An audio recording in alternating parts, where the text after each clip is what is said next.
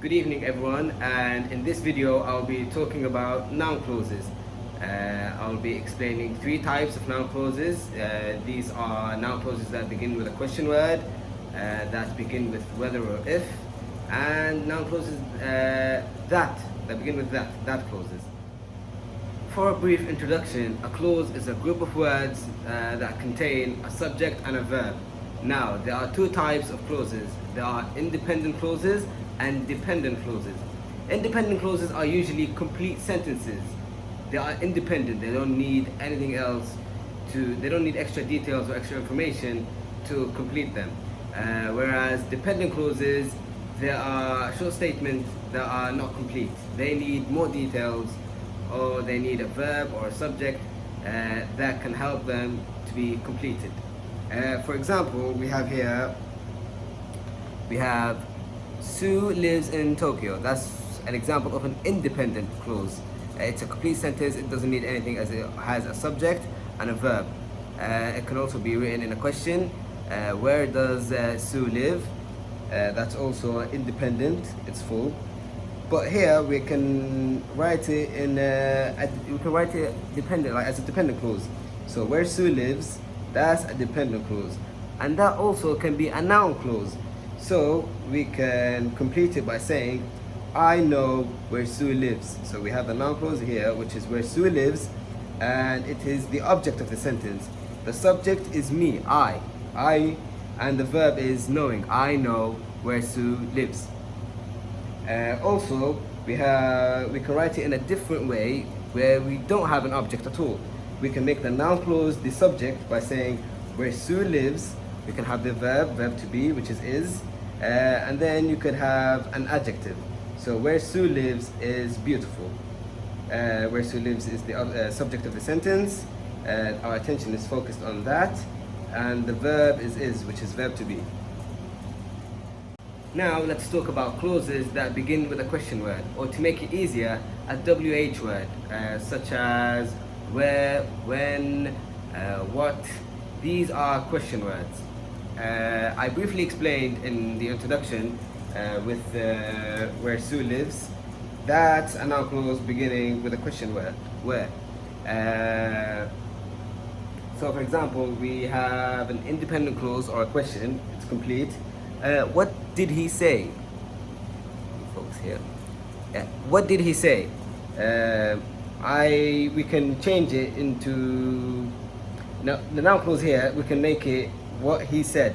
Now why do we write it what he said? Because we got rid of did, and as did is in the past tense, we made it into the verb, which is say. So what he said, that's our noun clause for this question. And to make it into a sentence, we could write it in two ways.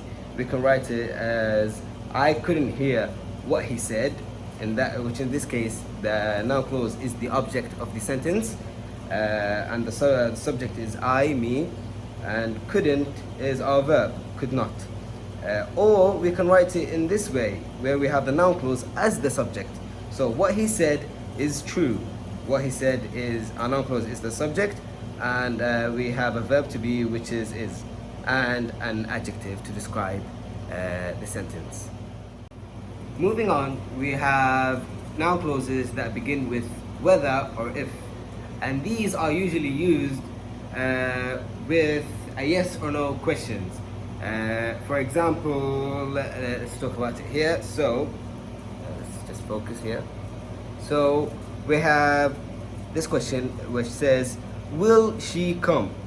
To answer it, you could say yes or no if you know the answers. However, if you're unsure, we can say I don't know, and we use whether. I don't know whether she will come.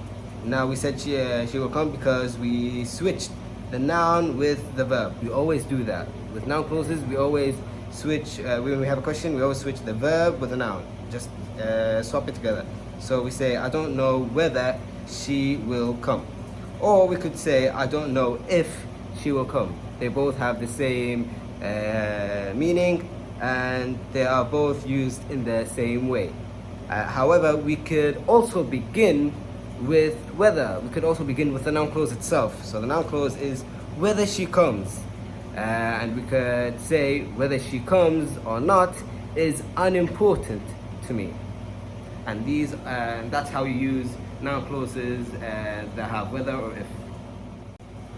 And finally, we have noun clauses that begin with the word that, and there are many types of them.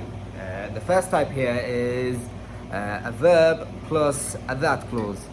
So, for example, our sentence here is, I think Bob will come. To make it into a noun clause that involves a that clause, we can write, I think that Bob will come. Our noun clause in this sentence is that Bob will come. That, in this case, is the object, and it's followed on by the verb. So our verb here is think, and our object is that. Our noun clause is that Bob will come altogether. We could also use other verbs, not just the word think. So, for example, we could use agree, feel, believe, and so on. So, for example, we could write, I believe Bob will come, and to make it into a noun clause, I believe that Bob will come. The second type of that clause commonly follows certain adjectives when the subject refers to a person. And the structure of it is like this. So, we first have the person, followed by a verb to be, then we have the adjective, and then we have that clause. So our sentence here is, Mike is happy Bob called. To add a that clause, we write down, Mike is happy that Bob called. Our noun clause here is that Bob called. And we could also use different types of adjectives depending on the sentence. So we could also write down, in this scenario, we could write down happy, pleased, or relieved. Mike is pleased that Bob called, Mike is relieved that Bob called, and so on. The third type of that clause commonly follow adjectives in sentences that begin with it and a verb to be. So, in this case, we have, it begins with it, and then a verb to be, then the adjective, and then we have that clause. So our sentence here is, it is clear Anne likes her new job. We could also write it in a way of saying, it is clear that Anne likes her new job. Now for the last type of that clause is for that clause to be used as a subject. Now it's possible but uncommon for that clauses to be a subject of a sentence. As we see here, that Anne likes her new job is clear. We have that Anne likes her new job, which is that clause, as the subject of this sentence. But what's more common is if we add the fact, or it is a fact, in the beginning of this sentence. So the fact that Anne likes her new job is clear.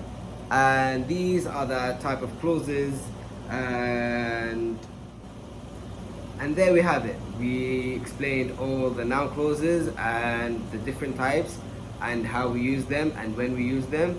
And I hope you all enjoyed and learned from this video. Thank you so much.